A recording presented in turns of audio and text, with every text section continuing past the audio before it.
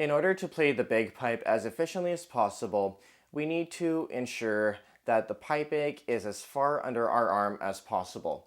So, in order to do this, we need to first ensure that the bag is inflated fully under our arm so that we can play as if we were in a contest or even in a regular performance in front of an audience. So I'm going to inflate my bag and watch how far under my arm I put my pipe bag.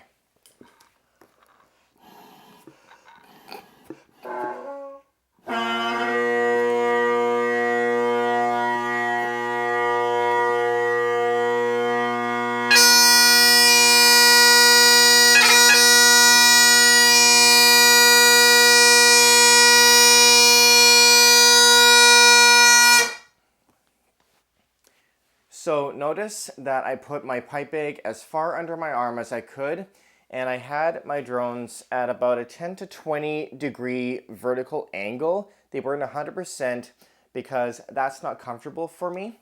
And I had the pipe bag about that far. So if you're thinking about how far back the pipe bag should go, the pipe bag should go probably about half to 3/4 of the way back.